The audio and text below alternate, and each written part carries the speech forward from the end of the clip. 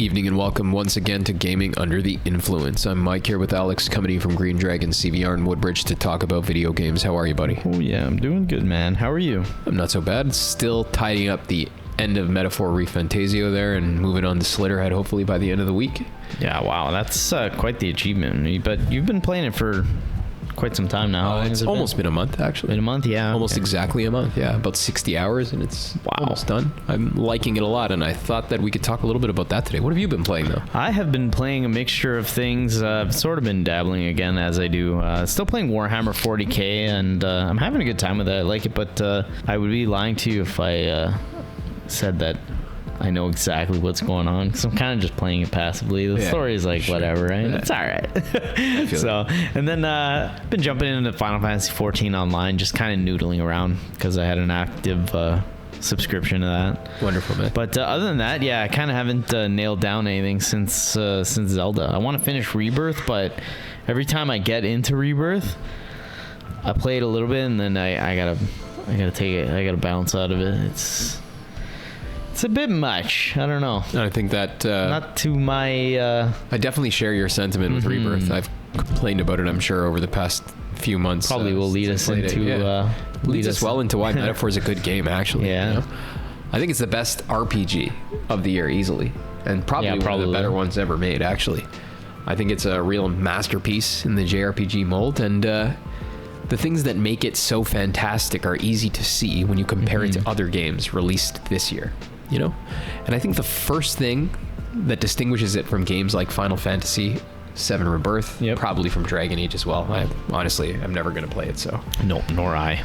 I think what distinguishes it is its not its brevity. It's certainly not a short game, but its focus, its refinement, in contrast to the bloat of all of the other RPG offerings here. Yeah, like, would you say it's like akin to playing a Souls game versus like an action RPG game, where like the stuff you're doing is more streamlined and enjoyable? Like you're enjoying the moment to moment so much more, whereas in Rebirth I feel like I get sucked out of the moment to moment gameplay because we'll go here, do this, get bathing suits, play this mini game, and I'm like, I don't care. Like I want to advance the story. I want to see what's going on. Like it's intense, right? It's everything else is great. I definitely feel that way. I do feel that same. My experience with Rebirth is the same, and I think that the way I rationalize this is that, you know, when you make a game as the designer, what you do is you think of your fictional world or whatever virtual thing you're trying to depict with the gameplay, and then it's your job as the designer to think of possible actions for the player, the spectrum of actions for the player to use scenario, if you will, perform that gameplay. Like literally, like even before the scenarios, the kinds of actions in the world the player is going to do. Like in Souls, like you can swing your sword, you can roll, right?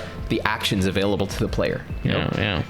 The spectrum of actions available to you in Final Fantasy VII Rebirth is much vaster than in a game like Metaphor ReFantazio. Way too expanded, bigger than it should be, in my opinion. But it's a kind of expansiveness, the way a fat body is bigger than a thin one, you know. But it's certainly not a qualitative expansiveness. And that's an important distinction, right? It's well made. I just feel like it takes away from, you know, everything else. Like it expands on the game too much that it kind of loses its sense of what it's doing. Right? I think analogously, right? Like suppose you have a novel and the author is trying to describe a scene to you, but instead of describing salient events pertinent to the story, he's describing the wallpaper and a bunch of fixtures in the room. Isn't Tolkien actually kind of famous for that? I think the guy who wrote Game of Thrones is supposed to be famous for lingering on descriptions of food. He's a journalist, a newspaper article writer, so it makes sense. He's not a competent novelist, but I think here it's comparable, right?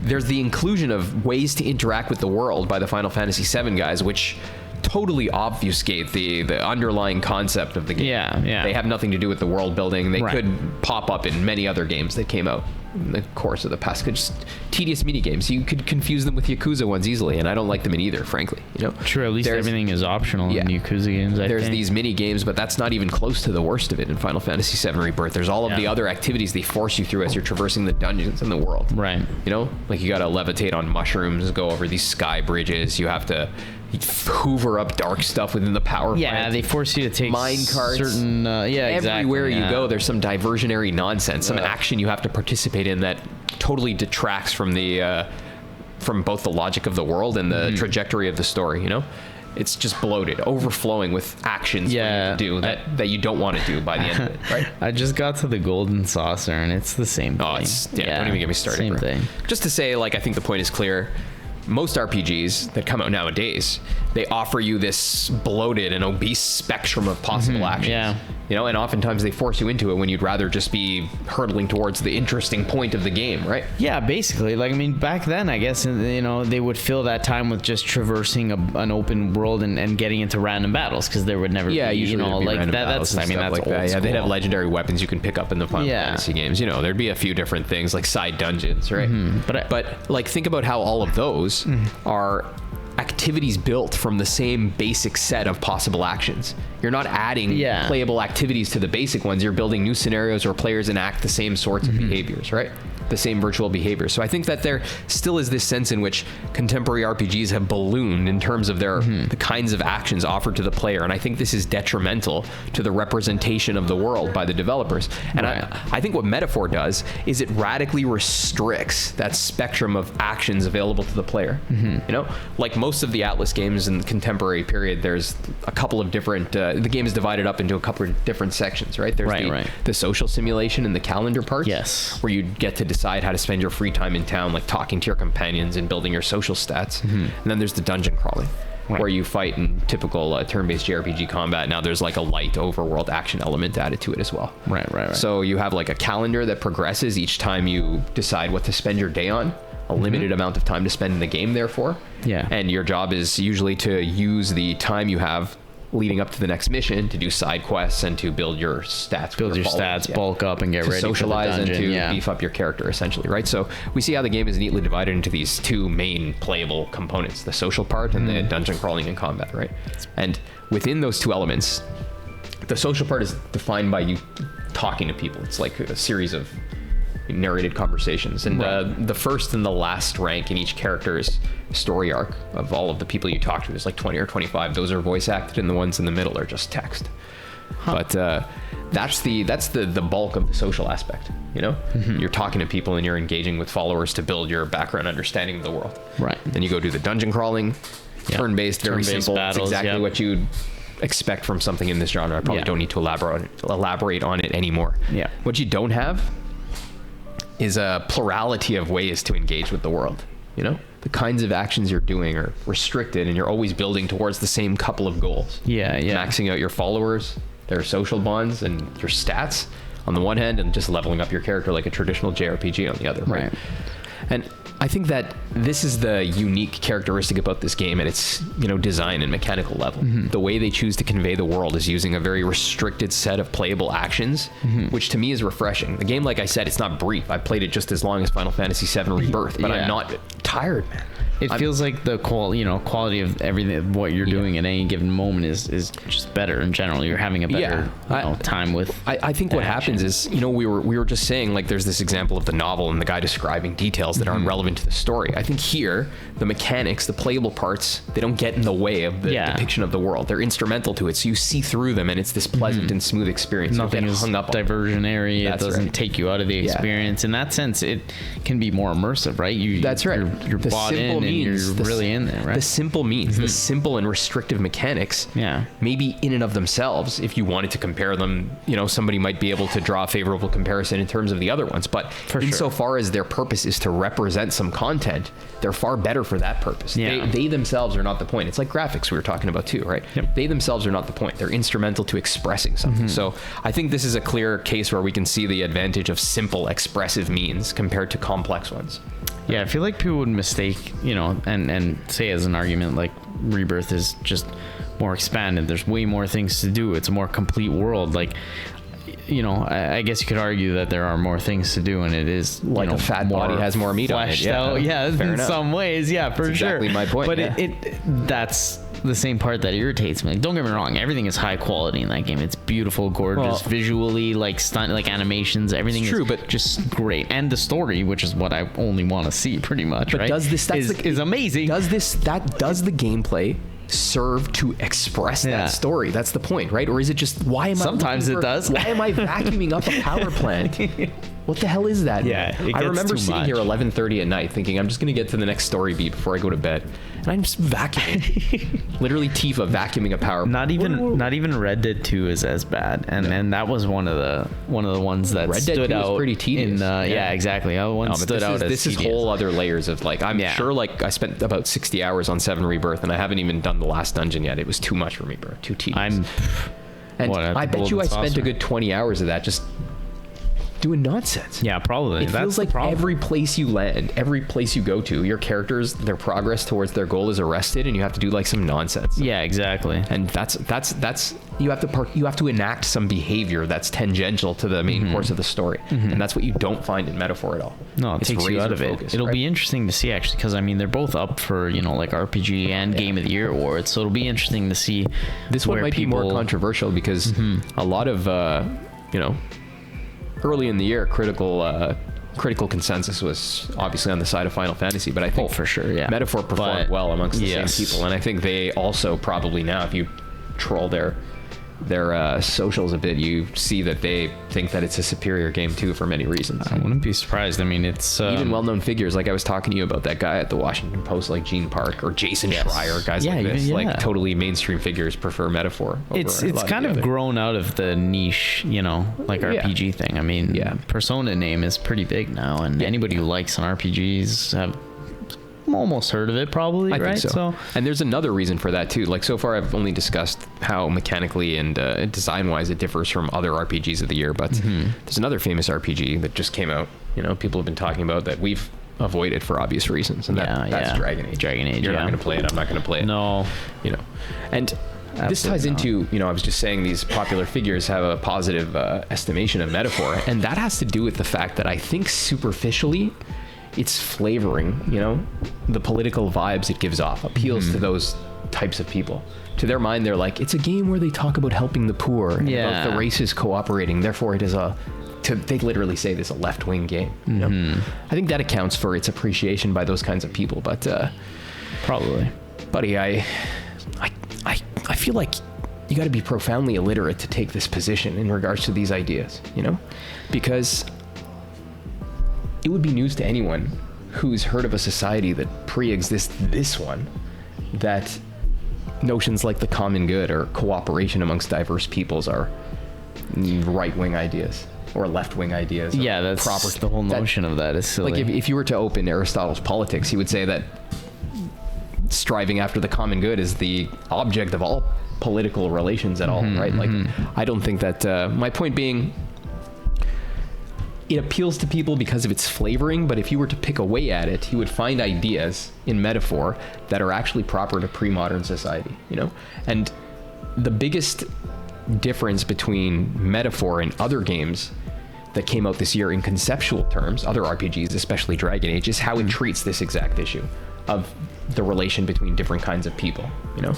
In Dragon Age, everybody is familiar with how controversial topics are depicted, and there's a wholesale acceptance of how somebody in a modern HR office would think about difference, And we've described this view before as one which posits that difference is entirely performative and socially constructed. I've attributed to people like Judith Butler who say there's no doer behind the deed, there's no natural multiplicity, what things are and what they're for is socially and linguistically constructed. This is the view of the people who made Dragon Age and of people in the West contemporarily. They think that everybody can coexist because the things that distinguish kinds of people are ultimately all made up. Yeah, they're socially constructed. Yeah. Right? Now, in Metaphor, this isn't the case at all. Not the case. No, exactly. In the first place, it's revealed later on, and of course this is a spoiler, that the different fantasy races that populate the world were all human once, and due to some mutations at the end of this fantasy war, they diverged. Yeah, okay. Racially. So what constitutes them in the first place is certainly not socially and linguistically not made up, not up for debate. There's even a conversation that that's right, that your character has with the guy who plays the role of the guy who helps you unlock your archetypes, that fantasy writer Moore there. Okay. And you have a discussion about how birth and your identity is actually the only thing you can't choose. The one aspect of your fate you can't change. But everything else we're in control of, basically. Yeah, there's a conversation too about how a world run by the prince would look. And the races, they say, would continue as individuals apart, but with a mutual respect, you know? Yeah. This idea that the things that distinguish the different groups that inhabit the fantasy world, they're certainly not something that you can dismiss out of hand. Right. And we're not building towards a world. But they don't matter because we can work together despite all of that, well, right? even they do matter, and the new world isn't going to get rid of them. Right. So what's the message of this game then? That these differences can be coordinated in light of a universal structure of meaning that makes place for each of them within itself. Right. You know? Okay. This notion of like an imperial structure, like ancient Rome. Yeah. You know, there was Gauls, there was Celts, there's people from North Africa. Of course. There's the various different tribes from Italy. There's not like a common ethnicity, but they form a common Romans. Political society in virtue of their shared ideality, the notion of Rome, of eternal Rome, right? Yeah. In striving after what was classically understood as the common good. This didn't mean like this quantitative, like giving equal amounts of money to all people. Right. The common good instead means a shared, universal, or species-specific good. The thing that's good for all people insofar as they're people. It doesn't matter if you're an elf or a black or a white, right? Yeah. The point is that insofar as you're a human being or a rational animal or whatever the equivalent is in this fantasy world, something universal that you share with other people makes it possible for you to coexist in spite of your differences, right? It's not that you're the same underneath those differences. It's that in virtue of a higher coordinating structure, everybody can get along. And I remarked to you that it's funny that these, you know, domesticated white journalists from the West think that this is left-wing ideology, because I referred you to passages from a confidant of Mussolini, this guy Julius Evola, a fascist, advocating this like pan-racial Holy Roman Empire where all the different races in the Middle Ages collectively worked for a common idea. Yeah. It sounds like you're reading a page out of metaphor. That's hilarious. Or nothing modern about that. No, or encyclicals from the 20th century popes advocating the cooperation of classes against Marxism, which posited that there's class conflict instead. They would say, classes exist, the differences between them are real, and we certainly don't advocate for their abolition. You know, the differences of rights and powers are themselves from God, but people should cooperate for the common good of a society, right? Right. These aren't left-wing ideas. Yeah, not new things. You know, unless, again, like fascist ideologues and the 20th century popes were left-wing. Oh, God. I'm willing to hear that argument, but yeah, as it stands, that's the depiction of difference that you find in Metaphor ReFantazio, right? It's the exact opposite of in Western RPGs, where they tend towards this idea advocated in our academies that difference is ultimately unreal. Yeah. And that's why society can be universal, right? Here, there's a universal idea which coordinates very real differences. It's a totally different metaphysical approach to the problem of identity and racial cooperation, I think, right? Yeah. And so I think that's interesting to find in a game like this, you know? It is quite interesting, and don't take it from us. I mean, it's been pretty much universally acclaimed. So. Yeah. And I think you know, at the end of the day, whatever anybody thinks about these ideas, as I just said, they're ancient, you know? Yeah. I don't think that we should allow interested parties like this to monopolize the discussion of something that was around before the birth of Jesus. You know what I mean? Yeah. It's really just a nasty swamp of grifting right now with either side of it, right? It's funny to find yourself aligning with people you tend not to like, though. You know? Yeah. In any case, that's my account of why this is the best JRPG of the year. It's certainly the best RPG of the I think year, it'll certainly give Rebirth a run for its money, even though I think it probably should win over that. But I think it will. Yeah. I hope so. I think it will. There's less caveats involved in people's approval for it, right? True. Yeah. And given that it's got unanimous approval too amongst both fans and critics, and it's probably sold pretty well for its budget too, I'm confident that it's gonna do better than Rebirth at a lot of the shows this year. You got some good points, and we'll have to see. Yeah. It's one of those things. It's not controversial. It's nice when that happens. That's true. Yeah. Everybody's not like, at all. it's Even good. Persona 5 had some early controversy about some stuff that I don't. It's very marginal. Yeah, Nobody hates that game. Still niche enough. Yeah. Still niche. Yeah. This too. Nobody hates it. Everybody's like, yeah, it's good. Let's move on. Maybe it's a good place to leave it for today. Yeah. Thank you guys very much for tuning in. We'll be back next week, probably with a discussion of some old graphics. Some muddy PS2 textures that, oh boy, do I miss. Me too. Thank you guys very much. Take care.